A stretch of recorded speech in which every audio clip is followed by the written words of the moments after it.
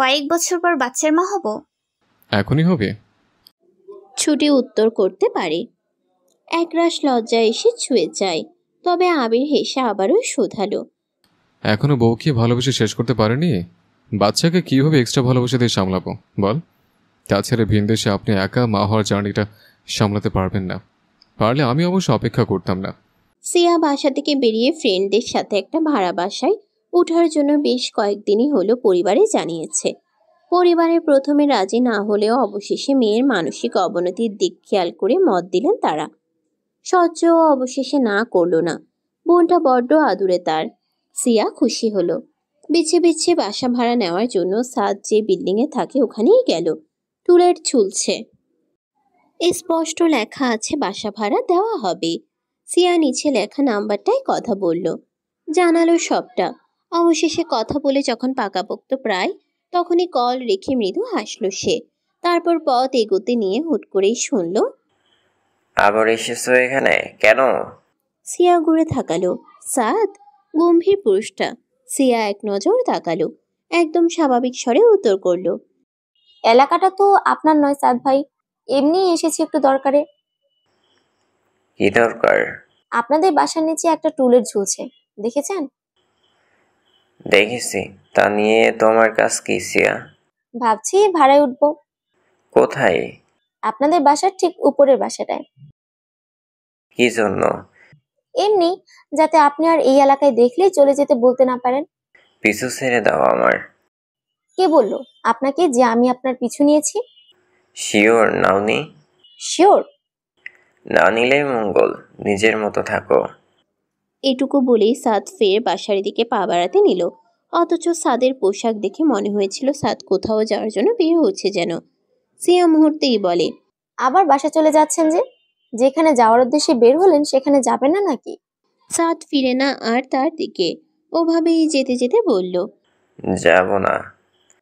জ্বরে যে মেয়েটা মাথা অবধি উঠাতে পারে না, বিছানায় এলিয়ে আছে, সে মেয়েটাকে রোহান কিছুটা সময় মনোযোগ দিয়ে দেখল। এই মেয়েটার রূপে আটকায়নি সে। রূপে আটকালে তো প্রথমেও আটকাতে পারত। তবে সর্বোপরি এই মেয়েটার মাঝে সত্যি এমন কিছু আছে যে রোহানকে অবশ্যই আটকাতেই হলো। রোহান ছোট শ্বাস ফেলে, হাত দিয়ে রাহার জ্বর পরখ করে। শরীর উষ্ণ, জ্বরের আগমন ঘটেছে আবারও। রোহান বুঝতে পারল মেয়েটার কষ্ট হচ্ছে। ছোট শ্বাস ফেলে তার কষ্ট কমানোর বুদ্ধি খুঁজল। একটা বাটিতে জল নিয়ে জলপট্টি দিল বার কয়েক। যদি জ্বর যায় এতে। এই মেয়েটা তো সকাল থেকে মেডিসিন নেওয়া তো দূর, একটু পানি অবধিও খায়নি। সব নাকি তেতো ঠেকছে। রোহান ছোট ছোট চোখে তাকিয়ে থেকে এসবই ভাবল। এরই মধ্যে রোহানের মা গরম গরম এক বাটি স্যুপ নিয়ে হাজির হলো। বলল, দেখি সর, ওকে এটা খাইয়ে দিই, সকালে থেকে তো কিছু খেলো না। রোহান সরল না, বরং বলল, আমাকে দাও আম্মু, খাইয়ে দিচ্ছি আমি। পারবি? পারবো না কেন, অবশ্যই পারবো। ঠিক আছে। কথাটুকু বলেই রোহানের হাতে দিল। বলল, আস্তে ধীরে যত্ন নিস। রোহান মাথা নাড়ালো। রোহানের মাও নিশ্চিত হয়ে চলে গেল। রোহান স্যুপের বাটিটা একপাশে রেখে রাহার দিকে তাকালো। এক হাতে রাহার গাল আলতো ছুঁয়ে ডাকে, এই মেয়ে নবনী, ওঠো, একটু উঠে বসো। রাহা শুনে গুটি সুটি মেরে শুয়ে আছে। রোহান ফের মুখে হাত রেখে বলে, উঠো। রাহা এবারে অস্ফুট স্বরে উত্তর করল, উঠো। ইচ্ছে হচ্ছে না, মাথাটা খুব যন্ত্রণা করছে। করবে না আর? খাওয়ার পর মাথায় হাত বুলিয়ে দিব, তারপর তৈরি হয়ে ডক্টরের কাছে যাবে। একটু উঠো এখন। রাহা ফের চোখ বুঝে নেয়। রোহান আবারও ডাকলো, নবনী। রাহা এবার খুব কষ্টে চোখ ছোট ছোট করে তাকিয়ে উঠে বসার চেষ্টা করলো। রোহানও সাহায্য করলো। পিঠের পিছনে বালিশ দিয়ে হেলান দিয়ে বসালো। রাহা কোনোভাবে বলল, উঠলাম। রোহান দেখলো, হাতে স্যুপের বাটিটা নিয়ে চামচ ধরে খাবার এগিয়ে ধরে বলল, হা করো। খেতে ইচ্ছা হচ্ছে না। খেতে ইচ্ছে না করলেও খেতে হবে। তবু ইচ্ছা করছে না। হা করো, এক্ষুনি শেষ করবে এটা। রাহার চোখ এবারে কেমন টলমল করে জ্বরের মধ্যে। আকস্মিক হা করে সে। রোহান চামচ দিয়ে খাবার বাড়ায় আর সে মুখে তোলে। এভাবে করে যখন পুরো বাটিটা খালি হওয়ার পথে, ঠিক তখনই রাহার পেট থেকে পুরোটা খাবার উগরে আসলো। তার নিজের শরীর এবং রোহানের শরীরের উপর। রাহার চোখ তখন ঘোলাটে, শরীর কাঁপছে কেমন, বুঝতে পারে শরীরের নিয়ন্ত্রণ হারাচ্ছে সে। রোহান চোখে বিস্ময় নিয়ে তাকায়। এই প্রথমবার সে কোনো মেয়েকে অসুস্থ অবস্থায় খাওয়ানোর চেষ্টা চালাচ্ছিল, আর এমন একটা কাণ্ডে সে যখন হতবিহ্বল হয়ে তাকাবে, ঠিক সেই মুহূর্তে রাহাকে শরীর এলিয়ে পড়ে যেতে দেখে সে ভয় পেয়ে গেল। কলিজায় কেমন যেন করে উঠল মেয়েটার এমন অবস্থা দেখে। ঘাবড়ে গিয়ে দ্রুত সে বমি মাখা শরীরে এই মেয়েটাকে আঁকড়ে ধরে শুধালো। নবনী,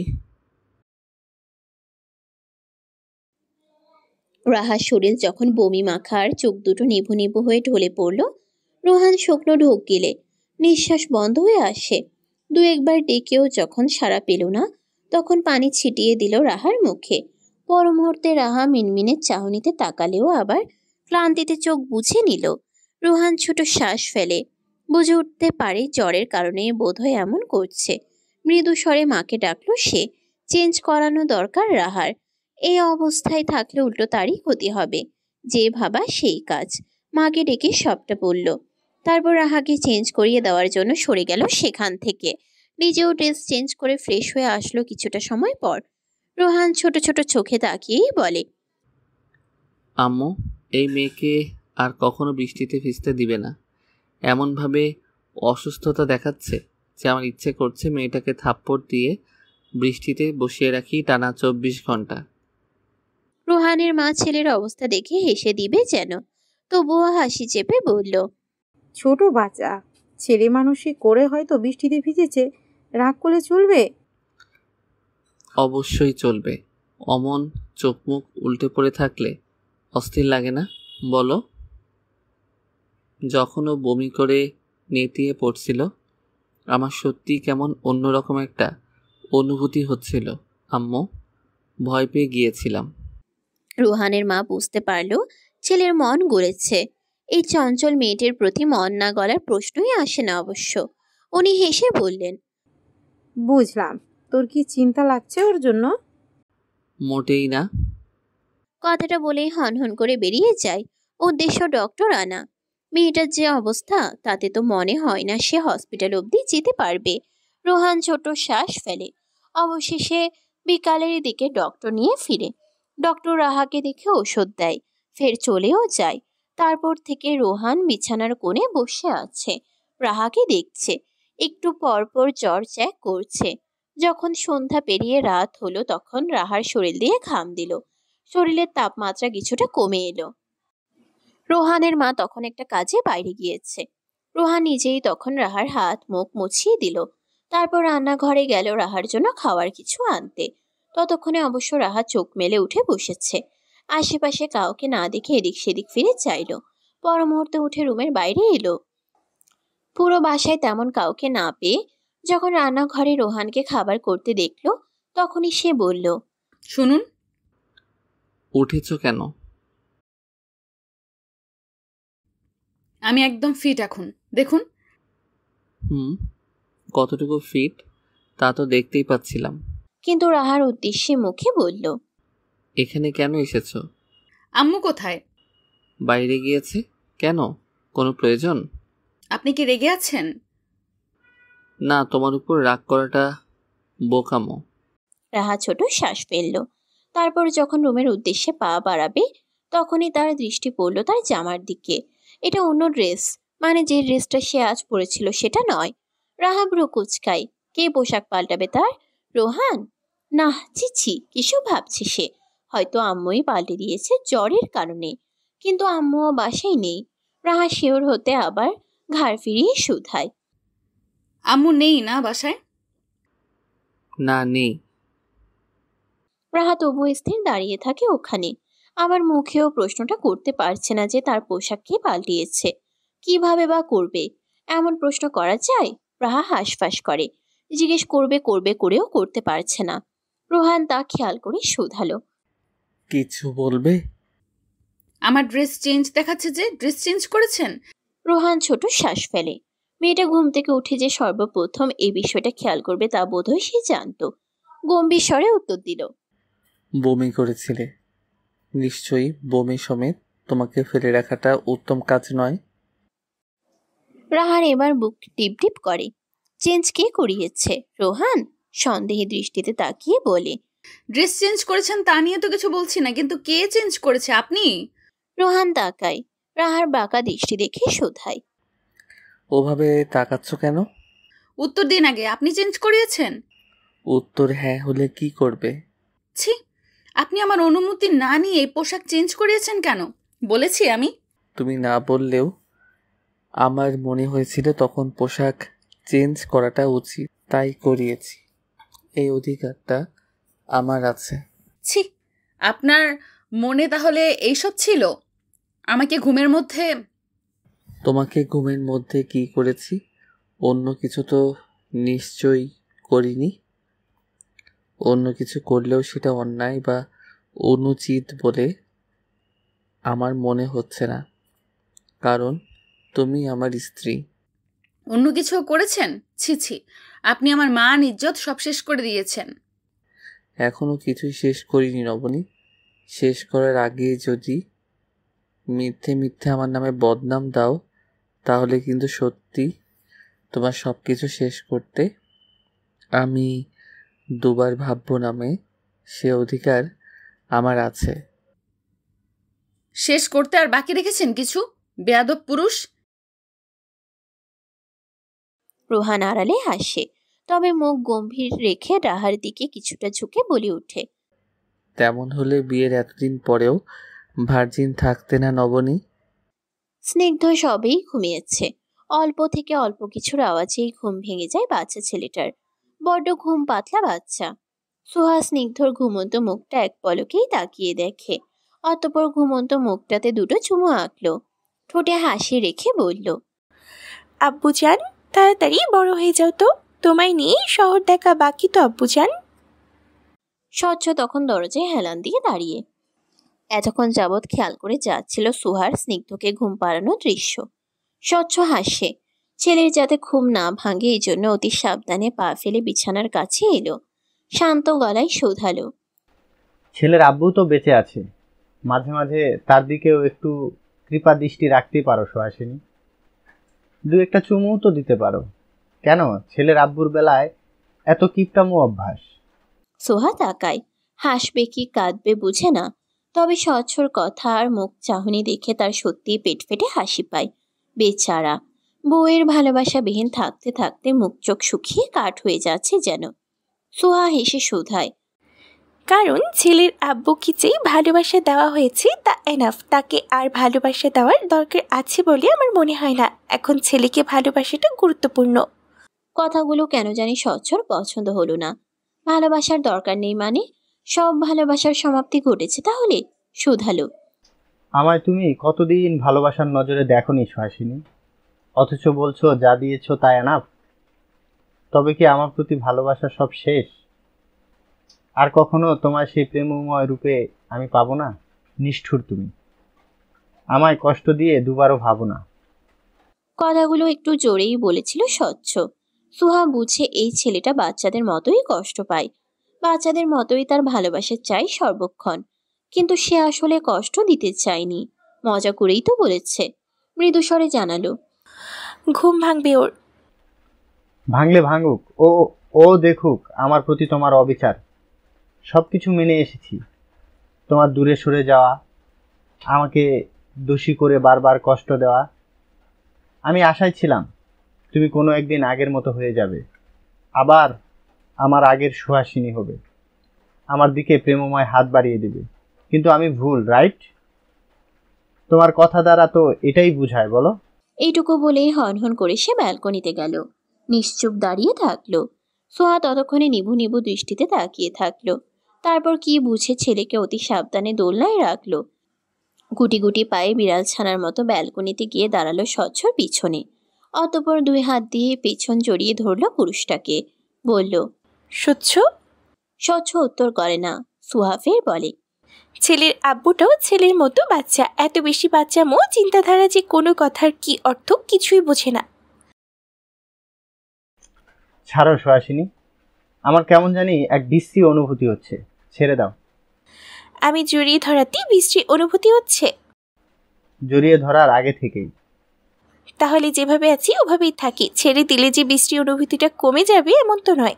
এটুকু বলেই ফের আবার বলে, স্বচ্ছ স্নিগ্ধকে দোলনায় দিয়েছি আজ। কেন?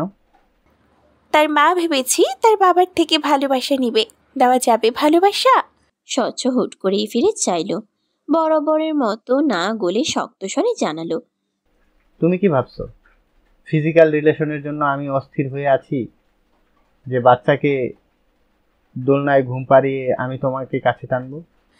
তা কখন বলেছি আমি নিজেই চাইছি আপনার কাছে আসতে? কাছে টানবেন না? না। কেন? সময় হোক, যেদিন তুমি সত্যি আমার দিকে আবার আগের মতো প্রেমের নজরে তাকাবে সেদিন কাছে টানবো। প্রেম নজরে তাকাইনি বলছেন? এটা হয়তো বা একটু আগে আমার বলার কথাগুলোর প্রভাবে হতে পারে। আমি প্রভাব খাটিয়ে কিছু করতে চাচ্ছি না। সোহা ফের 2 হাত দিয়ে জড়িয়ে ধরল, মাথা গুছল স্বচ্ছর বুকে, হৃদয় স্পন্দন শুনতে শুনতে বলল, আপনি আসলেই বাচ্চা স্বচ্ছ। প্রেমস্পর্শ না দিন, কিছুটা সময় এভাবে জড়িয়ে ধরে থাকতে দিন। রাহার উষ্ণ জরা শরীর জুড়ে উত্তপ্ততা নিয়েই এক রাতে হুট করে অনাকাঙ্ক্ষিত একটা ঘটনা ঘটল। একটা উত্তপ্ত চুম্বন, একটা উন্মাদময় ওষ্ঠ স্পর্শ। সেদিন অবশ্য রোহানকে দেখালো বেশ অগোছালো, চুলগুলো কপালে ছড়িয়ে ছিটিয়ে আছে কেমন যেন, শার্টের উপরের বোতাম দুয়েকও খোলা আছে। রাহার তখন শরীর জুড়ে অল্প অল্প জ্বর, মাথা ব্যথা, সাথে চোখ জ্বালাও করছে। সে সেভাবে বসে সরু চাহনিতে পরখ করছিল অফিস থেকে ফেরা রোহানকে। অতঃপর হুট করেই যেন চোখ গেল রোহানের হাতে বাঁধা একটা কাপড়ে, কারোর কাপড় বা ওড়নার অংশ বোধ হয়। রোহান বোধহয় ব্যথা পেয়ে এই নিয়ে যখন সে প্রশ্ন ছুড়বে তখনই দেখা গেল রোহান একটা গিফট বক্সও পাশে রাখলো। রাহা বুঝে ওঠে না, ব্রুকুচকে ফের তাকাতেই চোখে পড়ে সাদা শার্টের এক পাশে লিপস্টিক জাতীয় কিছুর দাগ লালছে, বোধহয় প্রেমিকার চিহ্ন। রাহা ভ্রু কুচকায়, ভালো লাগলো না বিষয়টা তার, তবুও হেসে সে ভ্রু নাচিয়ে জিজ্ঞেস করলো, কি ব্যাপার মিস্টার রোহান ফারাবি, আজ হঠাৎ কেমন কেমন দেখাচ্ছে যেন? রোহান ভ্রু কুচকায়, হাতের নতুন দামি ঘড়িটা খুলে রাখতে রাখতে রাহার দিকে চেয়ে বলে, কেমন কেমন? কোনো বিশেষ নারীর সাথে মিট করেছেন নাকি নতুন নতুন প্রেমে পড়েছেন? রোহান কপাল কুচকায়। নতুন নতুন প্রেমে পড়েছে তার ঠিক, কিন্তু তার রাহা কিভাবে জানে? রাহার উপরই তো প্রেম জন্মেছে, এখনো তো প্রকাশ করেনি রাহাকে। রোহান ভ্রু কুচকেই শোধালো, কি দেখে মনে হলো নতুন নতুন প্রেমে পড়েছি? নতুন শার্ট, শার্টের উপরে 2টো বোতাম খোলা, চুলগুলো এলোমেলো, হাতে একটা নতুন ঘড়িও, মুখ চোখ একটু টান টান, সুন্দর দেখাচ্ছে, যেন উন্মাদ প্রেমিক। মনে হচ্ছে কারোর সাথে দেখা করে এসেছেন। রোহান হাসলো কেমন করে যেন। বাহ, তার এত কিছু খেয়াল করে মেয়েটা। আচ্ছা, তার প্রতিও কি নবনীর কোনো না কোনো অনুভূতি আছে? নিশ্চয়ই আছে। ক্রূর হেসে শুধালো, মানুষ কি দ্বিতীয়বার প্রেমে পড়ে? যদি পড়ে তাহলে আমিও পড়েছি, না হয় সমস্যা কি? রাহার উত্তরটা একদমই পছন্দ হলো না। দ্বিতীয়বার প্রেমেই যদি পড়ে অন্য কারোর উপর, কেন তার উপর পড়া যেত না? মুখে বলল, অবশ্যই পড়ে। আমি খুশি হয়েছি আপনি আপুকে ভুলে অন্য কারোর প্রেমে পড়েছেন নতুন করে। এবার তো আমায় সরতে হবে, যা বোঝা যাচ্ছে। কি বলুন? রোহানের হাত শার্টের বোতামে, একের পর এক বোতামগুলো খুলতে খুলতে যখন রাহার কথাটা কানে গেল তখনই সে ঘাড় ঘুরিয়ে তাকালো, 2 পা বাড়িয়ে নিতে নিতে বলল, এত সরে যাওয়ার ইচ্ছে কেন? থেকে যাওয়ার ইচ্ছের কথা তো কখনো বলো না নবনী। থেকে যাওয়ার ইচ্ছের কথা বলার অধিকার নেই আমার। যাই হোক, নতুন প্রেমিকা ডার্ক রেড কালারের লিপস্টিক দিয়ে দেখা করেছিল, আর পোশাকটা ব্ল্যাক কালারের। আচমকা কথাগুলো শুনে সে বুঝে গেল রাহা কার কথা বলতে চাইছে। যার সাথে তার এখানে আসার আগেই দেখা হয়েছে, সাদিয়া। একটু গায়ে পড়া ধরনের মেয়েটাকে রোহান সহ্য করতে পারে না। আজও ফাইল নিয়ে আলোচনা করতে করতে 2-1 বার তার গায়ে ঢলে পড়ার চেষ্টা চালিয়েছে। রোহান বিরক্ত হয়, বিজনেসের খাতিরে তবুও দেখা হতেই হয়। যদিও রোহান অপমান করতে পিছুপা হয় না। রোহান এসব ভেবে দাঁতে দাঁত চাপে, শুধায়, তুমি কি করে জানলে? আপনার হোয়াইট কালারের শার্টটায় লিপস্টিকের দাগ বসে আছে জনাব, আর হাতটায় কালো রঙের কাপড় বাঁধা। ও নতুন প্রেমিকা নয়। তাহলে? পার্ট টাইম প্রেমিকা নাকি? এত প্রেমিকা তাহলে আপনার? বলেননি তো এতদিন। আমি চরিত্রহীন নই। ঘরে বউ রেখে বাইরে মেয়ে নিয়ে ঘোরার ইচ্ছে নেই। শুনে খুশি হলাম, কিন্তু বউয়ের জন্য এত স্যাক্রিফাইস করে তো লাভ নেই। আপনার জীবন যৌবন তো পড়ে আছে, বলুন। আপনার অধিকার আছে অন্য মেয়েদের থেকে নিজের সুখ খোঁজার। তুমি আমার জীবন যৌবন নিয়ে খুব চিন্তিত দেখছি। একটু একটু। এদিকে এসো তাহলে। রাহা চোখ বড় বড় করে তাকায়। এই লোকের গলার টোন তো সুবিধার শোনাচ্ছে না, দৃষ্টিও স্বাভাবিক লাগছে না। আবার ঠোঁটে ঝুলছে মারাত্মক এক বাঁকা হাসি। রাহা মরতেই শোধালো, কেন? রোহান উত্তর করে না এবার। নিঃশব্দে ওভাবেই হাসি বিদ্যমান রেখে এগিয়ে গেল। রাহা এগোলো না, তবে পিছিয়ে যেতেও পারল না। তার আগেই রোহান ঝুঁকে গেল, দুই হাতে পরম আদুরে ভাবে রাহার উষ্ণ নরম মুখটা আগলে নিল। অতঃপর মুখ নামালো। এক হাত মুখ থেকে ঘাড়ে যেতেই তার ওষ্ঠদ্বয় অবস্থান নিল রাহার পাতলা মিহি ঠোঁট ছোড়ায়। রাহা আকস্মিক এই উন্মাদময় আক্রমণ সইতে পারে না। পুরুষালী উত্তপ্ত চুম্বনে সে কেবল বিস্ময় নিয়ে বুঝে ওঠার চেষ্টা করলো কি হচ্ছে। আসলেই কি হচ্ছে তা বুঝতে তার একটু সময় লাগলো। তারপরে সরে যাওয়ার ক্রমাগত চেষ্টা চালালো, অথচ পুরুষালী বন্ধনে জোরে পারল না সে। এক পাক্ষিক ওষ্ঠ সংঘর্ষে রোহান কতটা কি সুখ খুঁজতে পারলো জানা নেই, তবে রাহা স্তব্ধ। যখন রোহান ছাড়লো তখন সে হাঁপানি রোগীর মতোই হাঁপালো, নিঃশ্বাস স্বাভাবিক করার চেষ্টা চালালো। আর রোহান তখন হেসে তার গালে হাত বুলাতে বুলাতে বলল, জীবন যৌবনের সামান্যতম চাহিদা পূরণ করার চেষ্টা করলাম। আশা করি তুমি পরের বার থেকে আমায় বেটার হেল্প করবে। রাহা তখনও হাঁপাচ্ছে। যখন মোটামুটি রকমের স্বাভাবিক হলো তখন হাঁপাতে হাঁপাতে রেগে বলে উঠল, এটা কি হলো? যা তুমি চাইছিলে, জীবন যৌবনের স্বাদ মেটানো উচিত তো, তাই না? আমি এটা চাইনি, মোটেও চাইনি। অন্য এক মেয়ের প্রেমিক অন্য এক মেয়ের সাথে কি না কি করে এসে এখন আমাকে চুমু খাচ্ছে। ইয়াক থু। রোহান এবারে কটমট করে চাইলে যেন, শাসিয়েই এক প্রকার বলল, মেজাজ খারাপ করলে আরও অনেক কিছু করব, আজে বাজে বকবে না।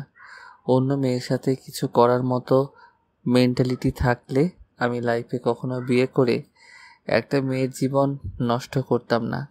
মাঝখানে বেশ কয়েকটা দিন পার হয়েছে।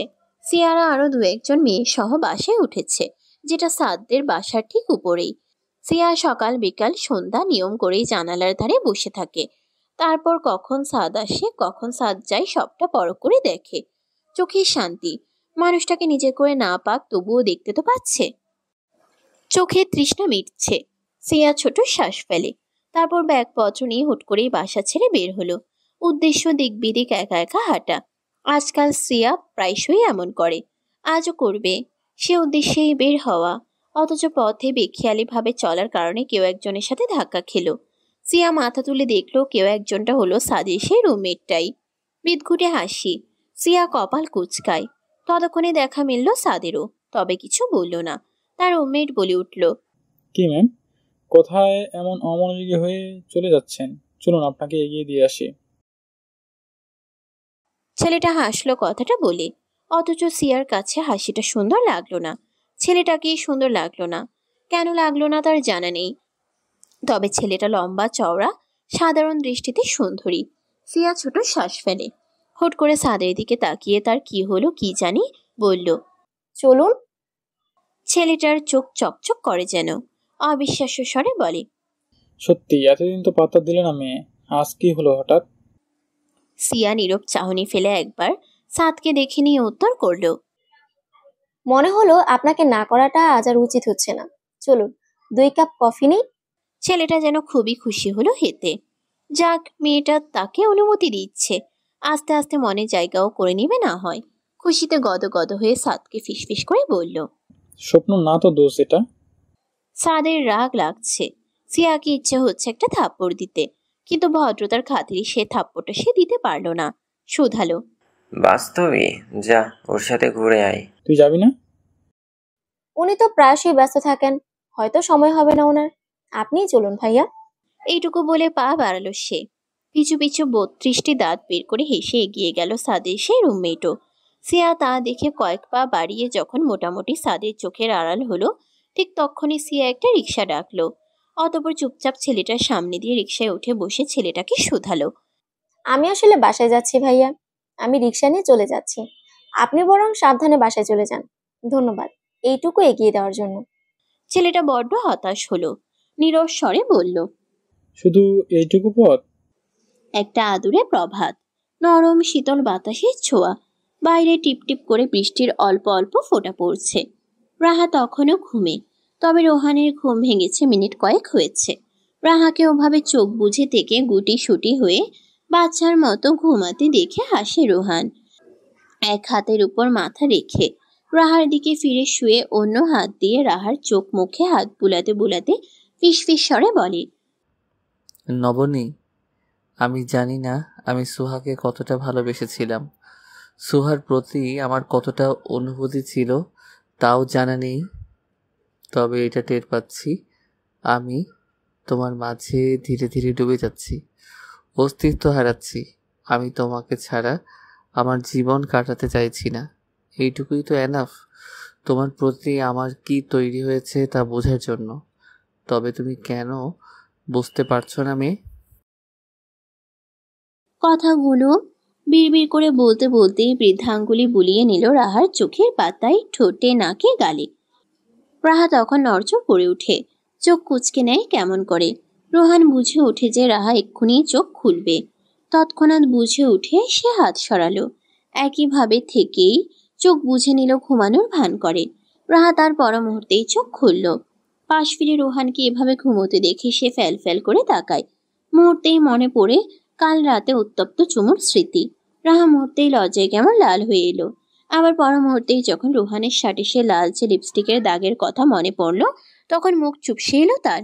উঠে কতক্ষণ থম মেরে বসে থাকলো সে। তারপর হুট করে উঠে দাঁড়িয়ে হাতে নিল রোহানের সেই শার্টটা।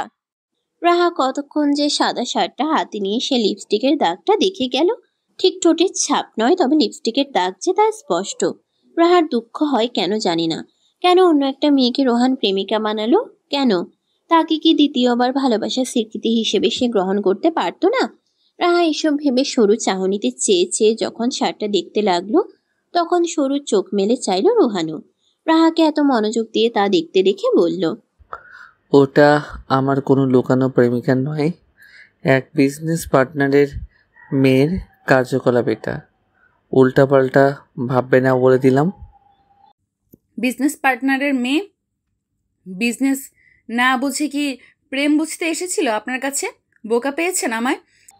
তোমাকে সত্যি সত্যি বউ বউ লাগছে নবনী। টিপিক্যাল বউদের মতো সন্দেহ করছো। আমি মোটেও আপনার বউ নয়, জাস্ট একটা বন্ধনে আবদ্ধ আমরা। তাও লাইফে কোনো একবার বিয়েটা তো করতেই হবে এই ভেবে আপনাকে বিয়ে করেছিলাম। টক্সিক লাগা শুরু করলে যে কোনো সময় এই বন্ধন ভেঙে দিয়ে চলেও যেতে পারি। তাই নাকি? গিয়ে দেখাও তবে। যাওয়া কি এখনই প্রয়োজন? তাহলে সত্যিই ভাবতে হচ্ছে। হ্যাঁ, এখনই প্রয়োজন নবনী, তৈরি হও। কেন, ডিভোর্স দেওয়াতে নিয়ে যাবেন? হ্যাঁ। ওকে। এইটুকু বলেই রাহা জামা নিয়ে দ্রুত ওয়াশরুমে গেল। খুব দ্রুত তৈরিও হলো। অতঃপর ফিরে আসতেই রোহান তাকিয়ে দেখে বলে, বাহ, অনেক উৎসাহ তোমার, একদম ঝটপট তৈরি হয়ে গেছো। রাহার তখন মনে প্রাণে অদৃশ্য জেদ চিরবির করছিল। দাঁতে দাঁত চেপে বলে, অবশ্যই এমন একটা পুরুষের সাথে কখনোই থাকা যাবে না। বাইরে আরেক মেয়ের সাথে কি কি করে আসবে, তারপর ওই মেয়েকে মনে পড়লে আমার সাথে কি না কি করে বসবে, বলা তো যায় না। আমি রিস্ক নিতে চাই না। রোহান হাসলো এবারে। 2 পা বাড়িয়ে রাহার কাছাকাছি দাঁড়িয়ে মাথা নোয়ালো। কানের কাছে ফিসফিস স্বরে বলে উঠল, তুমি রিস্ক নিয়ে ফেলেছ নবনী, এখন ভেবে লাভ নেই, ফেরার পথও বন্ধ। রোহান ফারাবির বউ যখন হয়েছ, তখন ছাড়াছাড়ির বিষয়ে আর না ভাবাটাই তোমার জন্য ভালো। Mind it. খুব অদ্ভুতভাবেই আজকাল সিয়া সাদকে কম কম গুরুত্ব দেওয়া শুরু করেছে। আগে যেমন কথা বলার জন্য ছটফট করত, বারবার কল দিত, এখন দেয় না। আগে যেমন দেখা করতে চাইতো, এখন আর চায় না। সাদ এই বিষয়টা গত কয়েকদিনই ভাবছে। কেন ভাবছে বোধ হয় সে নিজেও জানে না। তবে সে এইটুকুই তো চেয়েছিল, যেন সিয়া তাকে ভুলে যায়। সাদ যখন এসব ভেবে ভেবে সরু শ্বাস টানলো, তখনই ফোনে কল এলো। সাদ ভ্রু কুচকালো। কলটা তার রুমমেট নিলয়ের। সাদ কলটা রিসিভ করতেই সে জানালো, দোস্ত, শিয়া কি পছন্দ করে সবচেয়ে বেশি? চকলেট পছন্দ করে ও? ওর কোন ফুল বেশি পছন্দ? সাদ বুঝে উঠে না, কপাল কুচকে বলে, শিয়া শাড়ি পরেছে, কি সুন্দর দেখাচ্ছে মেয়েটাকে। আমার কলিজা ছটফট করছে। ওকে প্রপোজ করতে চাইছিলাম মামা। গুড, ভালো সিদ্ধান্ত। ও এত সুন্দর কেন দোস্ত? এত সুন্দর না হলেও তো পারতো বল। তুই কি ওর টিউটর হিসেবে রাগ করছিস? না। ও যদি রিজেক্ট করে আস, তাহলে পরবর্তীতে তুই আমায় হেল্প করবি? সাদ দ্রুত কল রাখতে চাইল, তাই দ্রুত বলল, দেখবো। এটুকু কাট স্বরে বলেই সে কল রাখলো। তার একটু পরই আবার কল এলো। নিলয় জানালো সে প্রপোজ করেছে, কিন্তু সিয়া কোনো উত্তর না দিয়ে বাসার উদ্দেশ্যে বেরিয়ে গিয়েছে। সাদ ছোট শ্বাস ফেলে যখনই বুঝলো সিয়া বাসায় ফিরছে, তখনই দ্রুত সব কাজ গুছিয়ে গিয়ে গেটের সামনে দাঁড়ালো। উদ্দেশ্য সিয়া যাওয়ার সময় দেখা হবে। হলো তাই।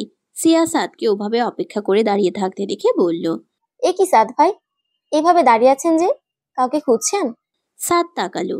সিয়াকে আসলে সুন্দর দেখাচ্ছে শাড়িতে। নিলয় যে মিথ্যে বলেনি তা বুঝে উঠে সাদ ছোট শ্বাস টানে, গম্ভীর গলায় উত্তর করে, না। সিয়া উত্তরটা শুনে আর কিছু বলার মতো পেল না, পা বাড়াতে নিল। ঠিক তখনই আবার সাদ বলল, সিয়া। হ্যাঁ, কেমন আছেন সাদ ভাই? এখানে বাসা নিয়েছো আসলে কেন? কি উদ্দেশ্যে? কোনো উদ্দেশ্য নেই। তাহলে ফিরে যাও, আজে বাজে আড্ডা না মিশে জীবনটাকে গুছিয়ে নাও। আমি আজে বাজে আড্ডায় মিশছি, আর আপনি আপনি যাদের সাথে ঘুরেন তারা বুঝি খুব ভালো? রুমমেটদের মধ্যে নিলয় বাদে বাকি সবাই ব্যক্তিত্ববান ব্যক্তি। নিলয় কে? যে তোমায় প্রপোজ করেছে একটু আগে। ও, এই জন্য বদনাম করছেন তার নামে? বদনাম না, সাবধান করছি। বদনাম করে তো আর লাভ নেই আমার। থাকতেও পারে আমি আপনাকে পছন্দ করতাম, এখন তাকে পছন্দ করছি। বিষয়টা হয়তো আপনি মানতে পারছেন না। সাদ নীরব চাহনিতে তাকায়, বড্ড শান্ত স্বরে শুধায়, তুমি অন্য কাউকে পছন্দ করলে আমার কিচ্ছু এসে যায় না সিয়া। আমি নিজেও চাই তুমি অন্য কাউকে পছন্দ করো, সুখে থাকো আমাকে ভুলে। তবে নিলয়ের পছন্দ করলে তুমি সুখী হতে পারবে না, আমি শিওর। সে তোমায় একটা সময় পর চিট করবে। ছুটি তখন মাত্রই বাসায় ফিরেছে। আবির সাধারণত তার ফেরার একটু পরই ফিরে, কিন্তু আজ ব্যতিক্রম হলো। আবির আগে আগেই ফিরল, অথচ অন্য রুমে ল্যাপটপ নিয়ে বসে থাকাতে ছুটি তা খেয়ালই করলো না। নিজের মতো করে দরজা লক খুলে ঢুকে পড়ে আগে এক মগ কফি করলো, অতপর চুমুক দিয়ে একটু সময় নিয়ে কফি শেষ করলো। এর পর মুহূর্তেই কাপড় নিয়ে রুমের সাথে অ্যাডজাস্ট করা ওয়াশরুমে প্রবেশ করে। ওয়াশরুমটা কাচের তৈরি। এমনি ওয়াশরুমগুলো ফ্রস্টেড গ্লাস দিয়ে তৈরি করা হলেও এটাতে ভেতর থেকে পর্দা দেওয়া ছিল। পর্দা না দিলে বাইরে থেকেও দেখায় ভেতরের সব। ছুটি যে এসেছে তা আবির খেয়াল করেছে শুরু থেকেই, এতক্ষণ আড়াল থেকে দেখছিল। যেহেতু একটু পরে সে এক ইভেন্টের উদ্দেশ্যে বের হবে, তাই তৈরি হতে যখন নিজের রুমে প্রবেশ করলো এবং মনে আগ্রহও থাকলো ছুটি কি করছে এতক্ষণ তা দেখার জন্য, তখনই ওয়াশরুমের পর্দার এক ফাঁকে চোখে পড়ল ভেজা শরীরে দাঁড়িয়ে থাকা ছুটিকে, মুখে পানি দিয়েছে। অতঃপর ঝর্ণার নিচে দাঁড়ালো চোখ বুঝে। পোশাকটা শরীরে বেশ এঁটে আছে যেন। আমি নিজের প্রিয়তমা নারীর আড়ালে এভাবে দাঁড়িয়ে কার্যকলাপ দেখাতে বেশ মজা পেল যেন। দৃষ্টি নিবদ্ধ করে এক মুহূর্ত তা দেখে বসে থাকলো বিছানার এক কোণে। অতঃপর মুখে বাঁকা হাসি ফুটে ওঠে ক্রমেই। ছুটি যখন ড্রেস চেঞ্জ করে নিতে যাবে, ঠিক তখনই আবির চোখ বুঝে নিল। শুকনো ঢোক গিলে সে। ছুটি তার স্ত্রী, দেখার অধিকার তার আছে সে জানে, তবুও কারোর আড়ালে কারোর এতটাও প্রাইভেসি নষ্ট করা উচিত নয় বোধ হয়। এতক্ষণ সে মজা করেই ছুটিকে পরে জ্বালাবে বলে তাকিয়ে দেখছিল। অতঃপর সে চোখ বুঝেই অন্য পাশে ফিরে বিড়বিড় করে বলল নিজ মনে, এই মেয়েটা আমায় ভালো থাকতে দিবে না। এমন কেন? এমন কেন এই মেয়েটা? এক নিমিষে আমার মাথা খারাপ করে দেয়। এই বেয়াত মেয়েটা কি জানে তাকে দেখলাম হৃদয় কেমন পাগল পাগল বোধ হয়। কথাটুকু বলতে বলতেই দেখা গেল সে শুকনো ঢোক গিলল। যেহেতু এখন সে বের হবে, নিজের সমস্ত চেষ্টা দিয়ে নিজেকে শান্ত রাখার চেষ্টা করলো। ছুটির প্রতি ঝুঁকবে না এখন, ঝুঁকলেই বিপদ, বের হওয়া আর হবে না। এমনটা মনকে বুঝিয়েই দ্রুত নিজের ফর্মাল পোশাক নিয়ে তৈরি হতে লাগলো। অতঃপর তাকে আরেকটু নিয়ন্ত্রণহীন বানাতে দেখা মিলল ছুটি সদ্যই গোসল সেরে বের হয়েছে, চুলগুলো টাওয়ালে বাঁধা, পরনে কেবল একটা লং শার্ট এবং স্কার্ট, বুকে ওড়না নেই। সাদা শার্টটার উপরের বোতামটা খোলা থাকাতেই গলা এবং গলার নিচাংশে কিছুটা পানিতে ভেজা দেখা মিলল। আবির ভ্রুকুচকে তাকায়। সে নিজেকে এত চেয়েও ভদ্র সাজাতে পারছে না এখন, অথচ বিয়ের আগের আবির কতটা সংযত ছিল। ছুটির প্রতি এত প্রেম থাকা সত্ত্বেও সে কতটাই এড়িয়ে চলতেই মেয়েটাকে। এখন কেন পারে না? আবিরের মন চাইল বরাবরের মতো অভদ্র রূপে ফিরতে, করলেও তাই। অতঃপর শেষমেশ নিজেকে এটুকু কন্ট্রোল রাখার চেষ্টা না চালিয়ে পেছন থেকে এক মুহূর্তেই আঁকড়ে ধরল ছুটিকে। ভেজা চুলগুলো খুলে দিল টাওয়াল ছাড়িয়ে। অতঃপর ভেজা কাঁধে গলায় নাক ঘষতে ঘষতেই গলার অদ্ভুত টোন এনে বলল, আমি বের হতে হবে এই মুহূর্তে। অথচ তুই আমার প্রেম প্রেম অনুভূতি এনে আমি মেরে দেওয়ার চেষ্টা করছিস ছুটি। সাংঘাতিক মেয়ে তুই। ছুটির শাওয়ার শেষে তখন আবিরকে খেয়ালই করে ওঠেনি। আকস্মিক এই ছোঁয়া এবং এই কথাগুলো কানে বাজতে এসে শিউরে ওঠে। প্রিয় পুরুষের স্পর্শ বুঝে উঠে চোখ বুঝে নেয় সে। আবিরের ঠোঁটজোড়া তখন লাগামহীনভাবে বিচরণ করছে ঘাড় কাঁধময়। হাত দুটো সাদা মিহি শার্টটার আড়ালে গিয়ে পৌঁছে ছুটির ওদরে। ছুটি চোখ বুঝে এই পুরুষটার পাগলামো সহ্য করে। অতঃপর খেয়াল হলে আবিরের একটা ইভেন্ট থাকার কথা ছিল আজ। সেটা মনে করিয়ে একটা সময় পর মিহিস্বরে বলল, বের হতে হবে বললেন তো, দেরি হবে আপনার। আবির বোধ হয় নিজের মধ্যে তখন নেই, থাকলেও নিজের সত্তা তখন প্রেয়সীতে মাতোয়ারা হতে ব্যস্ত। অন্য কোনো কিছুকে সে এর চাইতে বেশি গুরুত্ব দিতে চাইলও না, দিলও না। সে মাতাল মাতাল অনুভূতিকে সে রুখে দিল না একবার জন্য, বরং প্রশ্রয় দিল। উন্মাদের মতো আষ্টে পিষ্টে জড়িয়ে নিতে লাগলো মেয়েটাকে। কানের কাছে ঠোঁট শুইয়ে ফিসফিস করে বলল, আজ আর বের হওয়া সম্ভব না। তুই আমার বের হওয়াটাকে আটকে দিলি ছুটে। আমি? তোকে? তুই তো অল টাইম আমার সর্বনাশটা ঘটাস। আমার শরীর মন সব কিছুতে পাগল পাগল অনুভূতি এনে দিস। ছুটি এই কথাটাই হতাশ হলো যেন। উদূরে বিচরণকারী হাত দুটো এলোমেলো হতেই সে চেপে ধরল শক্ত করে, শুধালো, আমি সর্বনাশ ঘটাই?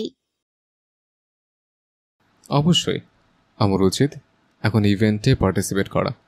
তা না করে আমি আমার বউয়ের প্রেমে হাবুডুবু খেয়ে কন্ট্রোলে হয়ে পড়ে আছি তোর মধ্যে। ছুটি বুঝলো আবিরকে হয়তো সত্যি এখন পাঠানো যাবে না। ভদ্র আবির অভদ্র হলে উচিত অনুচিত ভুলে যায়।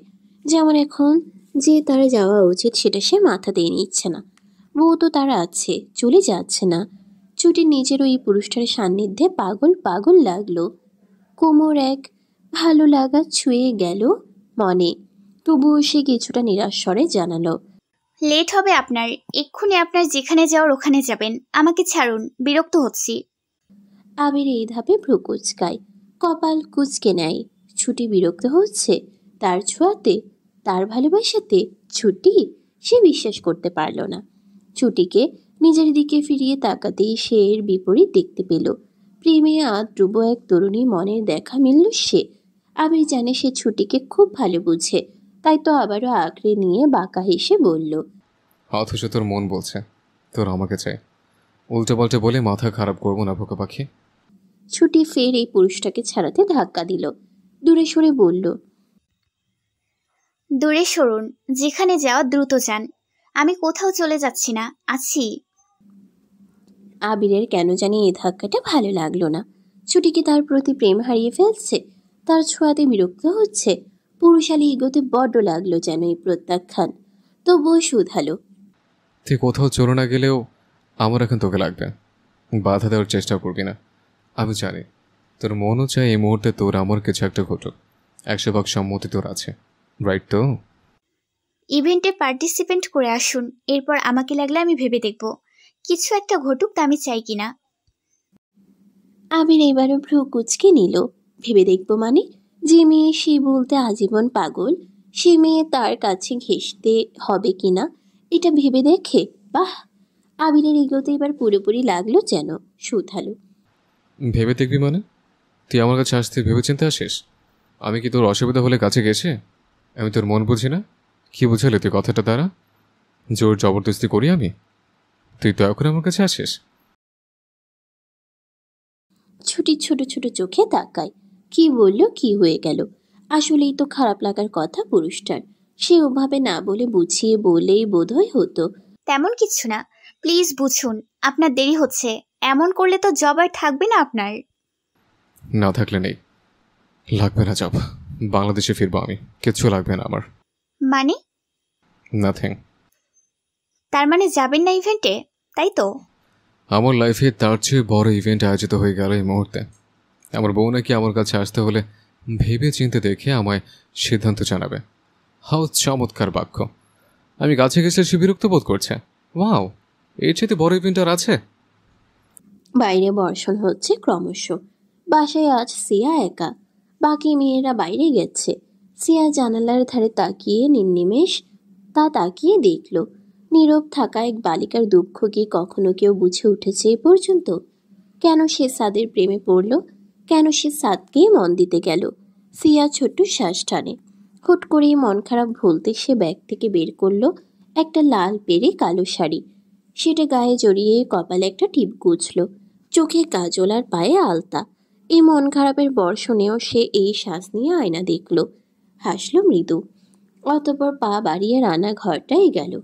একবার সাদ বলেছিল তার বর্ষার মাঝে খিচুড়ি খেতে দারুণ লাগে। তারপর কত কষ্ট করে যে সিয়া খিচুড়ি রান্নাটা শিখল। সিয়া হাসে। আজও ইচ্ছে হলো সাদের জন্য খিচুড়ি করতে।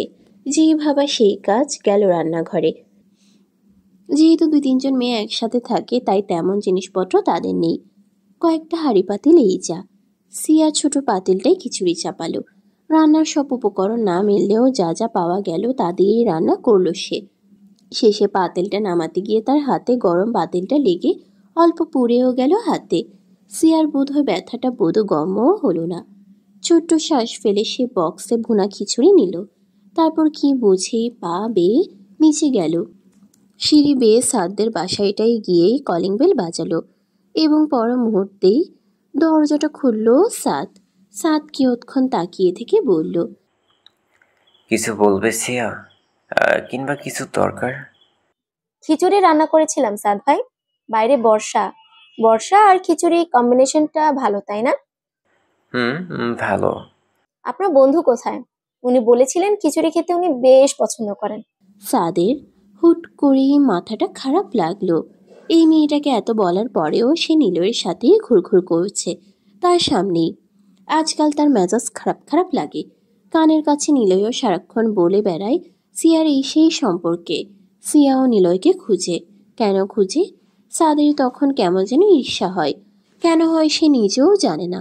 বলে, এই জন্যই রান্না করছো? হ্যাঁ হ্যাঁ, এই জন্যই। ওনাকে একটু ডেকে দিবেন? ওনার জন্য খিচুড়ি আনলাম। ওর পেট খারাপ করেছে, খিচুড়ি খেতে পারবে না। পারবে, আপনি একটু তাকে ডেকে দিন না। সাদ ডাকলো না, যদিও নিলয় বাসাতেই আছে। পড়ে পড়ে ঘুমাচ্ছে, কারণ আজ শুক্রবার। সাদ একবার পিছু ফিরে জানালো, বাসায় নেই, বাইরে গেছো। আমার কাছে দিয়ে যেতে পারো, দিয়ে দিব পরে। আচ্ছা, মনে করে দিবেন কিন্তু। সাদ নিল। সে মুখে বললেও সে মোটেও এই বাক্সটা নিলয়কে দিবে না। মুখ গম্ভীর রাখলো। পর মুহূর্তেই খেয়াল করলো সিয়ার হাতের এদিকে একটু লালচে পোড়ার মতো হয়ে আছে। পাতিল নামাতে বোধ হয়। কেউ খিচুড়ি পছন্দ করে বললেই তার জন্য রান্না করতে হবে, এমন কোনো কথা নেই। দাঁড়াও। এটুকু বলেই সে রুমে গেল। একটা মলম আনলো, তা থেকে একটুখানি নিয়ে সিয়ার হাতটা টেনে লাগাতে লাগলো এবং বলল, এরপর থেকে সাবধানে কাজ করবে। একা একা কিছুই তো ঠিকঠাক ভাবে করতে পারো না, তবুও এসেছো একা থাকতে। অতঃপর যখন লাগানো শেষ তখন সিয়া এক টুকরো ভালো লাগার অনুভূতি নিয়ে পিছু ঘুরল। তার সত্যিই ভালো লাগছে, মন খুশি লাগছে। এই খুশিটা প্রকাশ করে ফেললে সে হেরে যাবে। সে চলে যেতে নিতেই সাতফের বলে, শোনো, এরপর থেকে আর ব্যাচেলার বাসার সামনে ঘোরাফেরা করবে না। এভাবে সেজে গুজে তো একদমই নয়। কেন? লোকে খারাপ বলবে, আমি চাই না তোমার নামে কেউ খারাপ বলুক। শিয়া, মনে রাখলাম। রাহা টিপ টিপ পায়ে রোহানদের অফিসে গেল। যেহেতু বিজনেস পার্টনার, তার দাদা জানো সেই তো আসার অধিকার তার আছেই। তো সে পরিচয়ই সে আসলো। সে যে রোহানের স্ত্রী তা বলল না, মুখে মাস্কও লাগালো এই কারণে। পরনে একটা ফতোয়া আর স্কার্ট পরেই এলো, গলায় গলায় জর্জেট ওড়না জড়ানো। অতঃপর পা বাড়িয়ে একে একে অফিসটা দেখতে লাগলো সে। রোহানের কেবিনটা কোন দিকে তাও খুঁজল, অতঃপর খুঁজেও পেল। কিন্তু দুঃখের বিষয় হলো কেবিনটা কাচের, আর বাইরে থেকে সবটা দেখা যায়, যার দরুন দেখা গেল রোহান কোনো একটা মেয়ের সাথে কিছু আলোচনা করছে। রাহা বাইরে বসেই তা খুঁটিয়ে খুঁটিয়ে দেখতে লাগলো কিসের মিটিং চলছে ভেতরে। এক পর্যায়ে মেয়েটা রোহানের পাশে গিয়ে দাঁড়াতেই, কিছু একটা দেখাতে নিতেই চুলগুলো খুলে গেল। এই তো রীতিমতো মেয়েটা তাড়াহুড়ো করে চুল গুছিয়ে নিতে গিয়ে রোহানের দিকে ঝুঁকে পড়তে নিল। মুহূর্তেই রোহান চেয়ার পিছিয়ে পিছু হটে গেল। তার সঙ্গে সঙ্গেই মেয়েটা উষ্ঠা খেয়ে পড়তে নিল। রোহান হেসে হাত এগোলো, উঠতে বলল বোধ হয়, আবার পর মুহূর্তেই দেখা গেল হাত সরিয়ে নিল। রাহা এতক্ষণ মনোযোগ দিয়ে এসব দেখে যাচ্ছে। কিসের মিটিং? এ তো রীতিমতো প্রেম চলছে। রাহার মাথা খারাপ লাগে। রোহানের বিয়েটাকে খোঁজ করে ডেকে নিয়ে এসে জিজ্ঞেস করল, আপনাদের স্যারের সাথে মেয়েটাকে কিসের মিটিং করছে ভেতরে? কাইন্ডলি জানাবেন। ছেলেটা ভদ্রভাবে উত্তর করল, একটা ডিল নিয়েই মিটিং হচ্ছে। আর উনি সাদিয়া ম্যাম, আমাদের কোম্পানির না, তবে উনি স্যারকে পছন্দ করেন। সবাই ভাবে ওনাদের মাঝে কিছু একটা আছেও বোধ হয়। বাহ, শালা বেঈমান, আমাকে ব্যবহার করলো। এত বড় সাহস! আমি কি নিষেধ করছিলাম তোর প্রেমিকা রাখতে? বেয়াদব লোক, প্রেমিকাও রাখলি আবার আমাকেও ইউজ করলো। মুখে বলল, আমি একটু দেখা করতে চাই আপনাদের স্যারের সাথে। বলুন না একটু জলদি মিটিং শেষ করতে। এভাবে তো বলা যায় না, আপনি একটু অপেক্ষা করুন প্লিজ। ওকে। অতঃপর অনেকটা সময় পর সে রোহানের সাথে দেখা করার সুযোগ পেল। সুযোগ পেয়ে ভেতরে ঢুকলো, চেয়ার টেনে বসে শোধালো, কি সমস্যা? কল তুলছিলেন না কেন? হঠাৎ এখানে? আর তুমি কল দিয়েছ? এমনি সময় তো দাও না। হ্যাঁ, প্রয়োজন ছিল তাই, অন্যথায় দিতাম না। প্রয়োজন ব্যতীত ও এবার থেকে ঘন্টায় একবার করে কল দিবে, ওকে? জীবনেও না। দিবে না, দিলে আমি লোক রাখবো কল দেওয়ানোর জন্য। আপনার কথা মতো নাকি? বেশি নাক গলাচ্ছেন আমার লাইফে। কথা ছিল আপনি আপনার লাইফ নিয়ে ব্যস্ত থাকবেন, আমি আমার লাইফ নিয়ে। আছি তো, আমার লাইফ নিয়ে ব্যস্ত আছি। কোথায়? ক্রমশ আমার লাইফে ঢুকে পড়ছেন। তুমিও আমার লাইফ নবনী, অস্বীকার করলে চলবে? ফ্লার্টিং এর মহারাজা রে, একদম ভালো করেছেন। আপু আপনাকে পাত্তা দেয়নি, ক্যারেক্টারলেস পারসন। রাগিও না, খারাপ হবে তাহলে। হতে কি বাকি আছে? শুনুন, আমি বিজনেস জয়েন করব, দাদাজানকে বলবো আজই। গুড ডিসিশন, কিন্তু বিজনেসের কি বুঝো তুমি? থাকো তো গান আর পড়ালেখা নিয়ে। কে বলল বিজনেস করার জন্য আমি বিজনেস জয়েন করব? তাহলে অন্য কিছু জয়েন করব, সিক্রেট। সোহার পরনে একটা হালকা রঙের শাড়ি, আঁচলটা কোমরে গুজে রাখা। স্নিগ্ধ তখন তার দাদিমার সাথে খেলা করছে। সোহা তখন কাজে ব্যস্ত।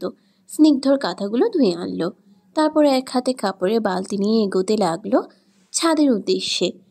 অতঃপর হুট করেই সামনে পড়ল স্বচ্ছ, ছাদ থেকে নেমে আসছিল। পথে সোহাকে দেখে ব্রুকুচকে তাকালো সোহার দিকে। কোমলে আঁচল গুজে রাখার দরুন দৃশ্যমান হলো পেটের কিছু অংশ এবং মেথিন কোমর। স্বচ্ছ তাকায়। সিঁড়ি বেয়ে নামতে নামতে একদম সোহা যে সিঁড়িটায় দাঁড়িয়ে, সে সিঁড়িটার উপরে সিঁড়িটায় এসেই সামনাসামনি দাঁড়ালো। তীক্ষ্ণ চাহনি নিক্ষেপ করে শোধালো, প্রথমে হাজব্যান্ডকে পাত্তা না দিলে পরবর্তীতে হাজব্যান্ডের থেকে পাত্তা না পেয়ে এখন কি অন্যদের কাছে পাত্তা পেতে চাইছো তুমি সুহাসিনী? অন্যদের পাত্তা পেতে হলে তো তোমাকে এতটা নিচে নামতে হবে কেন? তুমি যথেষ্ট সুন্দরী সুহাসিনী। মানে স্বচ্ছ এবারে মুখ এবং চাহনি কঠিন করল।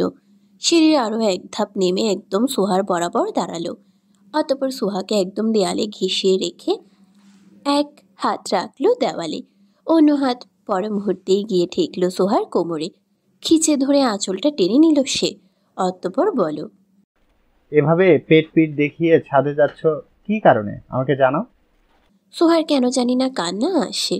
সে যথেষ্ট শক্ত মনের মেয়ে, তবুও স্বচ্ছর মাঝে কোনো একটা পরিবর্তন অবশ্যই লক্ষণীয়।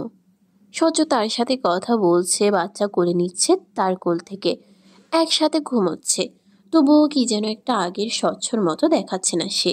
আগের স্বচ্ছ কি কখনো ভাবতে পারত সোহা অন্য লোকের মনোযোগ পেতে পেট পিট দেখিয়ে বেড়াচ্ছে? এখানকার স্বচ্ছ কি আসলেই মন থেকে ভেবেছে সবটা, নাকি মুখে বলেছে কেবল? সোহা নীরব চাহনিতে তাকিয়ে বলল, বাচ্চার কাঁথে ধুয়েছিলাম, শুধু স্বচ্ছ কাপড় কোমরে কুঁজে কাজ করতে সুবিধা লাগছিল তাই। বাচ্চার কাঁথা ধোয়ার জন্য লোক আছে না, তুমি কেন? খালা আজ আসেনি তাই। গুড, কিন্তু এভাবে নেক্সট টাইম থেকে যেন আর না দেখি সুহাসিনী। মনে থাকবে। গুড। এইটুকু বলেই স্বচ্ছ চলে যেতে লাগলো সিঁড়ি পেরিয়ে। সোহা মুহূর্তেই বলে উঠল, স্বচ্ছ। স্বচ্ছ ফিরল, উত্তর করল। সোহা কান্না দমিয়ে ফের বলে, স্বচ্ছ। বলো সুহাসিনী। স্বচ্ছ আমার প্রতি এত রাগ কেন পুষছেন কেন? আকস্মিক সোহার কণ্ঠে স্বচ্ছ হকচকিয়ে ওঠে। মেয়েটা কান্না করে দিবে হয়তো, বহু কষ্টে দমিয়ে রেখেছে বোধ হয়। সে বলল, কে বলল? সোহা টলমলে চোখ দিয়ে বলে উঠল দৃঢ় স্বরে, খুব বেশি ভুল না করলে আমায় আপনি সহ্যই করতে পারছেন না। স্বচ্ছ তাকায়, টলমলে লাল টকটকে চোখ জোড়ার দিকে তাকিয়ে তার হৃদয় কাঁপে। সে কাঁদাতে চায় না মেয়েটাকে, প্রসঙ্গ পাল্টাতে বলল, যাও বাচ্চার কাঁথাগুলো ছাদে দিয়ে আসো। এটুকু বলেই স্বচ্ছ ফের পিছু ঘুরতে নিল। সোহা কাপড়ের বালতিটা রেখে এবারে হাত টেনে ধরল, বলল, দাঁড়ান। দাঁড়ালাম সুহাসিনী। এরপর পরই সোহা স্থান কাল ভুলে আঁকড়ে ধরল স্বচ্ছর শার্ট। কান্নায় ফুপাতে নিয়েও পাউচিয়ে আঁকড়ে ধরল স্বচ্ছর ঠোঁটচোড়া। দুই হাত রাখলো স্বচ্ছর কাঁধে। স্বচ্ছ বোধ হয় মনে মনে মজাই পেল এমন কাণ্ড কারখানায়। শুধু দাঁড়িয়ে থেকে দেখে গেল প্রিয় নারীর পাগলামো। সোহা ঠোঁট ছেড়ে চোখের পানি ফেলতে ফেলতেই স্বচ্ছর শার্টের কলার আঁকড়ে ধরে দৃঢ় স্বরে জানালো, আমি মানছি আমার ভুল হয়েছে, বহুবার কষ্ট দিয়েছি আমি আপনাকে, এড়িয়ে গিয়েছি, ভুল বুঝেছি, আপনার মতো ভালোবাসতে পারিনি।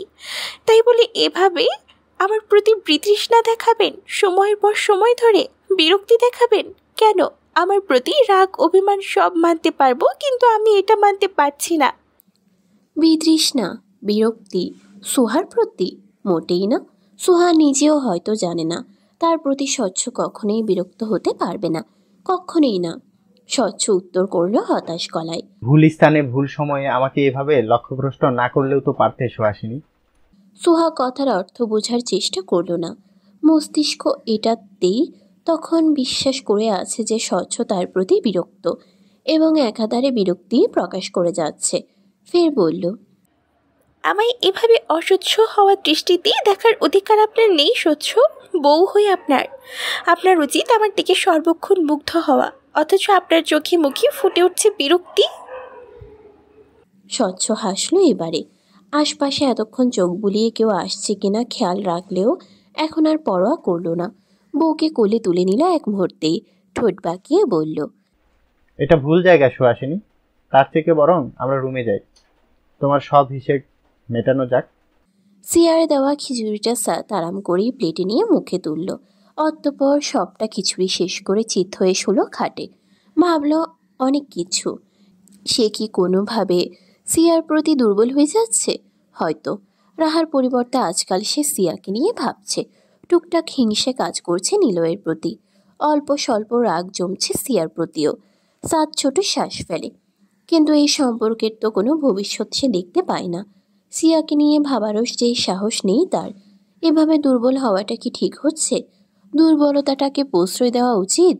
মুহূর্তেই সাদের মস্তিষ্ক জানালো না, কারণ রাহার মতো সিয়াও উচ্চবিত্ত পরিবারের মেয়ে, উল্টো দিকে সাদ নিম্ন মধ্যবিত্ত পরিবারের ছেলে। এখনো হাতে কোনো শক্তপোক্ত জব নেই, ভালো বেতন নেই। নিজের পরিবারে টাকা দিয়ে বাকি টাকা দিয়ে নিজে চলতেই তার হিমশিম খেতে হয়। কি করে হাত বাড়াবে আবার উচ্চবিত্ত পরিবারের মেয়ের দিকে? সাদ মনে মনে ভেবেই নিল সে সিয়াকে নিয়ে আর ভাববে না, চিন্তা করবে না। দ্বিতীয়বার একই ভুল সে করব না। অসম্ভবের প্রতি হাত বাড়িয়ে লাভ নেই। উঠে সিয়ার দেওয়া বক্সটা পরিষ্কার করে রেখে দিল সে। ঠিক সে সময়ে কোথায় থেকে ছুটে এলো নিলয়। দ্রুত জানতে চাইল, ব্রো, ওই বক্সটা কই যেটা শিয়া পাখি দিয়ে গেল আমার জন্য? সিয়া এই সংবাদটা নিলয়কে বলেও দিয়েছে। বাহ, বেশ ভালোই ভাব জমেছে। তাছাড়া সিয়া পাখি, হোয়াট ইজ সিয়া পাখি? সাদের বিরক্ত লাগলো, সাথে তীব্র রাগ। ভ্রুকুচকে বলল, সিয়া পাখি কোন দেশের পাখি, আর ডানা থাকে? আরে তোমার স্টুডেন্ট শিয়া মামা। ওকে পাখি ডাকার মতো কোনো বৈশিষ্ট্য পেয়েছিস এখনো? এভাবে কথা বলছো কেন? সাদ হুট করেই শক্তপোক্ত চাহনি রেখে নিলয়ের মুখোমুখি বসল। গম্ভীর কণ্ঠে জানালো, নিলয়, সিয়ার থেকে দূরে থাকবি এবার থেকে। তোরও ভালো হবে, সিয়ার জন্য ভালো হবে। এটা কি বলছো মামা? আমার ফার্স্ট লাভ, সম্ভব নাকি দূরে থাকা? ও আচ্ছা, তাই নাকি? বাকি সবাই কি তোমার লাস্ট লাভ ছিল নাকি নিলয়? বাকি সবাই এর প্রতি আমার ফার্স্ট লাভ ফিল হয়নি, কিন্তু এইবার সত্যি একটা ফার্স্ট লাভ। আমি শুনেছি তুমি এটা প্রত্যেকবারই বলেছ এবং মেয়েগুলোর রুম অবধি নিয়ে যাওয়ার পরে ছেড়ে দিয়েছো। দেখো, সিয়া খুবই সেন্সিটিভ মাইন্ডের একটা মেয়ে। তুমি যদি ভালো ছেলে হতে তাহলে ওর পাশে তোমাকে দেখে আমি অ্যাপ্রিসিয়েট করতাম। সম্ভব না দূরে থাকা, এতবার বলিস না, আর সম্ভবই না। সাদ এবারে নিলয়ের কলার চেপে ধরল, দাঁতে দাঁত চেপে তীব্র রাগ নিয়ে বলল, সম্ভব, এটাই ফার্স্ট, এটাই লাস্ট বলছি। ওর থেকে দূরে থাকবে নিলয়। তোর কথা মতো? হ্যাঁ, আমার কথা মতোই। ওই ঘটনার পরের পুরোটা সময়ই আবির গম্ভীর রূপ ধারণ করে থাকলো। ছুটির দিকে তাকালো না অবধি, বেরও হলো না বাসা থেকে, ইভেন্টে অংশগ্রহণও করলো না। ছুটি অবাক হয়ে শুধু চেয়ে চেয়ে থাকে। বহুবার চেষ্টা করেছে এই পুরুষটির মনোযোগ আকর্ষণের, মান ভাঙানোর, কিন্তু পারল না। ছুটির মন খারাপ লাগে যেন। অতঃপর রাতেও দেখা গেল আবির নিজে খেয়ে অন্য রুমটাতেই ঘুমিয়ে পড়ল। ছুটি অপেক্ষা করলো, ভাবলো আবির আসবে এই রুমে, অথচ এলো না। ছুটি বিস্ময় নিয়ে তাকিয়েই থাকে। এতটা আঘাত তো সে করতে চায়নি মানুষটাকে, কোনোভাবেই না। ছুটির কষ্ট লাগে। মান ভাঙানোর সর্বশেষ উপায় হিসেবে সে একটা লাল শাড়ি জড়ালো শরীরে। ভাবলো শাড়িতে তাকে দেখে এই পুরুষটি আর রেগে থাকবে না। তাই তো টিপ টিপ করে পা ফেলে ওই রুমের দরজাটা ঠেলে নিতেই দেখা গেল আবির শুয়ে আছে, শরীর টান টান করে, বোধহয় ঘুমিয়েও গেছে। ছুটি পায়ে গই। তারপর বিছানায় এসে ধীরে সুস্থেই গুটি গুটি হয়ে শুয়ে পড়ে আবিরকে জড়িয়ে নিয়েই। একদম বুকের মধ্যিখানে অবস্থান করলো যেন তার মাথা। তাকিয়ে থাকে আবিরের গলার বিশেষ অংশ, অ্যাডামস অ্যাপলের অংশটাই। পরক্ষণেই হাত এগিয়ে ছুঁয়ে দিল আবিরের গলা। Adams Apple. আঙ্গুল বুলায়। আবিরের ঠোঁট তখন আপনা আপনি বাঁকা হয়ে আসে ছুটির স্পর্শ পেয়ে। তখনও তার চোখ বোঝা, এমন না যে সে ঘুমিয়ে গিয়েছিল, ঘুমানোর ভান করছিল কেবল। আবির চোখ খুলে না, আরও কিছুটা সময় অপেক্ষা করে ছুটি কি করে দেখার জন্য। ছুটি ততক্ষণে তার দিকে ফ্যাল ফ্যাল করে তাকিয়ে থাকলো। প্রতিদিন যেভাবে আবির তাকে জড়িয়ে ধরে ঘুমায় সে অবস্থানেই উল্টো দিকে ঘুরল। পিঠটা তখন আবিরের বুকে ঠেকল, আর আবিরের হাতটা রাখলো নিজের উন্মুক্ত উদরের অংশটায়। অতপর অনেকটা সময় সে ঘুমানোর চেষ্টা করে সেভাবেই। আর অন্যদিকে আবির আড়াল হতে দেখছিল মেয়েটার কার্যকলাপ। পরনে শাড়িও জড়িয়েছে, সম্ভবত এটা তার রাগ ভাঙিয়ে তাকে ফাঁসানোর ধান্দা মেয়েটার। আবির ঠোঁটে বাঁকা হাসি ঝুলালো। ইচ্ছে হলো ছুটিকে শক্ত করে জড়িয়ে ধরে কাঁধে কয়েকটা চুমু বসাতে, কিন্তু সম্ভব হলো না। যার দরুন ঘুমানোর ভান করে মুখটা একটু ঘেঁষে রাখলো ছুটির ঘাড়ে। উষ্ণ পুরো ঠোঁটজোড়া একবার ছোঁয়ালো। ছুটি ভাবলো এটা ঘুমন্ত আবিরের কাজ, হয়তো খেয়াল নেই। ঘাড় কাত করে তাকিয়ে পরখ করলো। পর মুহূর্তেই কি বুঝে ফিসফিস করে ডাকে, আবির ভাই, আবির ভাই, শুনছেন? ঘুমিয়ে গেছেন? অন্যবার ভাই ডাকলে যেমন আবির রেগে বসে, আজ তেমন কিছুই হলো না। ছুটির ওপর রাগ দেখালো না, শুধু চোখ খুলে নিজের হাতটা ছুটির উধর থেকে সরিয়ে রাখলো। কিছুটা দূরত্ব রেখে দূরে সরল। ছুটি ভেবেছিল এই লোক হয়তো ভাই বলা নিয়ে রাগ দেখাতে হলেও কথা বলবে, অথচ বলল না। তাকালো দৃষ্টি শুরু করে। ছুটি উল্টো ঘুরে তার দিক হয়ে শুধালো, আগে না আপনার জড়িয়ে না ধরলে হতো না? আজ দূরে সরে যাচ্ছেন। আমায় একটু জড়িয়ে ধরুন না আবির ভাই, ঘুম আসছে না আমার।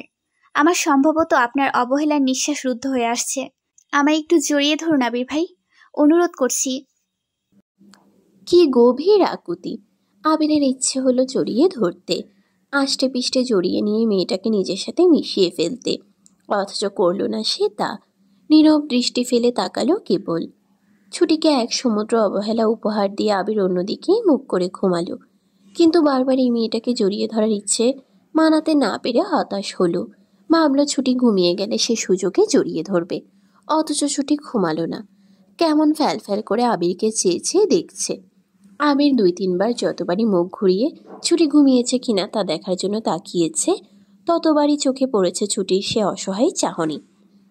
আবিরের নিজেরও বোধহয় খারাপ লাগলো নিজের ভেতরের ইচ্ছেকে আর এই মেয়ের এমন চাহনি ঠেকাতে। সে হঠাৎই উঠে দাঁড়ালো, এই রুম ছেড়ে আগের রুমে গিয়েই শুয়ে পড়লো। বিড়বিড় করে বলল, আজ তো একটা যন্ত্রণা আমার এই মেয়েটা। আমার জ্বালিয়ে পুড়িয়ে ছাড়খাড় করতে আর কিছুর প্রয়োজন নেই, এই একটা মেয়ে যথেষ্ট। অন্যদিকে ছুটি ওখানে পড়ে থাকলো, অবহেলিত কোনো জড়বস্তু নেই। সে বিশ্বাস করতে পারল না যেন আবিরের এভাবে চলে যাওয়াটা। প্রত্যাখ্যান করলো তাকে এভাবে। সে বেহায়ার মতো এ ঘরে শাড়ি পরে এলো, জড়িয়ে ধরল, তবুও মন গড়ল না। ছুটির কান্না পায় ভীষণ। উঠে গিয়ে একবারও রুমের দরজাও ঘুরে আসে সে। আবির বিছানায় শুয়ে আছে নিষ্ঠুর নিষ্ঠুর। ছুটি বার কয়েক বিড়বিড় করে ফের এখানে এসে বসে থাকলো থমথমে ভাব নিয়ে। অতঃপর যখন কেঁদে ফেলল বাচ্চা মেয়ের মতো, ঠিক তখন গাঢ় গম্ভীর স্বরে আওয়াজ আসলো, আর 2 মিনিটও যদি তোকে জেগে থাকতে দেখেছি ছুটি, সোজা বাসা থেকে বের করে রাস্তায় ফেলে আসবো। এটুকু বলে ফের পাশ শুয়ে পড়ল আবির। ছুটি তাকায়, একবার ওরুম একবার এরুম করছে কেন? চোখের কান্না আটকানোর চেষ্টা চালিয়ে বলে, আমায় এভাবে এড়িয়ে যাচ্ছেন কেন? কি কঠিন অপরাধ করেছি আমি? ফের আবার বলল সে, তখন দূরে সরিয়ে দিয়েছি বলে, ওভাবে আপনার কাছে টেনে নেয়ার মাঝে ধাক্কা দিয়ে সরিয়ে দিয়েছি বলে এমন করছেন? এটুকু বলে আবিরের বুকে ঝাঁপিয়ে পড়ল মেয়েটা। আবিরকে জড়িয়ে ধরার প্রচেষ্টা চালিয়ে কান্নারত মুখটা আবিরের বুকে লেপ্টে রেখে বলে উঠল, আপনি যা তখন চেয়েছিলেন তা আমি এখন চাইছি। শাড়ি পরেছি, কাজ ঘেঁষেছি আপনার, বুঝতে পারছেন না? কাছে টানছেন না কেন আমায়? আপনার স্পর্শ চাইছি, প্রেম চাইছি, আপনাকে চাইছি আবির ভাই। এড়িয়ে যাবেন না আমায়, আমার কষ্ট হয় আপনার এমন আচরণে। আবির সরাতে নিল ছুটিকে। ছুটি এবার ছাড়ল না, বরং আরেকটু শক্ত করে জড়িয়ে নিয়ে আবিরের জেগে থাকা অবস্থাতেই মুখ উঁচিয়ে বলে উঠল, আপনি কি কোনোভাবে আমার প্রতি আর ইন্টারেস্ট নন? অন্য কাউকে পছন্দ হয়েছে তাই এমন করছেন? আবির ভ্রু বাঁকায়। হালকা একটু রাগ দেখালেই বউয়ের প্রতি তার ইন্টারেস্ট সব হারিয়ে যাবে। এই ছুটির প্রতি সম্ভব? শান্তিতে একটু রাগও দেখাতে পারবে না সে। আবির বড্ড হতাশ। নারী মন, এই যে অল্প এতটুকুতে ছুটি এতদূর পর্যন্ত ভেবে ফেলেছে, এর দায় সে কাকে দিবে? আবির শক্তপোক্তভাবে সেভাবে থেকেই গম্ভীর গলায় বলল, তোকে প্রেম দিয়ে ভালোবাসা দিয়ে তোর বিরক্তির কারণ হতে চাইছি না, ঘুমা। ছুটি ছাড়ল না। আবিরকে খামচে ধরে রেখে মুখ ছোয়ালো আবিরের বুকে। নাক ঘষে আবিরের গলার কাছটায় আচমকা ঠোঁট ছোয়ালো সে। বলল, আমি আপনার ছোঁয়াতে বিরক্ত হই না। আবিরের হাসি পেল, ঠোঁট বাঁকা হতে নিল। ইচ্ছে হলো ছুটিকে জ্বালাতে, কিন্তু বর্তমান রাগ অভিমান দেখাতে গিয়ে তার পেরে উঠল না। তবুও গম্ভীর হয়ে বলল, কি হস তাহলে? ছুটি এর সঠিক উত্তরটা দিতে পারল না। সম্ভবত সে নিজেও জানে না আবিরের ছোঁয়াতে তার কি হয়ে যায়। এক মিষ্টি অনুভূতি। মুখে বলল, জানি না। ঘুমা বোকা পাখি, ছাড় আমায়। ছুটি ঘুমালো না। আগের থেকেও শক্তপোক্তভাবে জড়িয়ে আছে আবিরকে। আবির ভেতরে ভেতরে এই জড়িয়ে ধরাটাই বড্ড শান্তি অনুভব করলেও উপরে উপরে শুধালো, এভাবে আষ্টে পৃষ্ঠে আছিস কেন? বিরক্তি হচ্ছে তো আমি। দূরে সরে ঘুমা। আচমকা শক্তপোক্ত ধমকে ছুটি ফ্যাল করে তাকিয়ে বলে, হুম। আবির উঠতে নিল, বলল, ওই রুমে যাচ্ছে, তুই এখানে ঘুমা। চুরির চোখ টলমল করে উঠে যেন এই নীরব প্রত্যাখ্যানে। কি এমন করেছে সে? আবিরের দেরি হচ্ছে দেখেই তো তখন দূরে সরাতে এমন করলো। এমন তো নয় যে সে আবিরের স্পর্শ অনুভব করছিল না, এমন তো নয় আবিরের সান্নিধ্য থেকে সে বিরক্ত হচ্ছিল। আবির তার চোখ মুখ দেখে বুঝেনি। ছুটি এক হাতে আবিরের শার্টটা আঁকড়ে ধরল। আবির উঠতে নিয়েও ঝুঁকে পড়ল ছুটির উপর। ছুটি অত সব না ভেবে বলল, এমন কেন করছেন? কি এমন করেছি আমি? ভুলে যান না তখনকার এই ছোট্ট ঘটনা। আমার কষ্ট হচ্ছে। আমি আপনাকে হার্ট করার জন্য বা ছোট করার জন্য কিছু বলিনি তখন, বিশ্বাস করুন।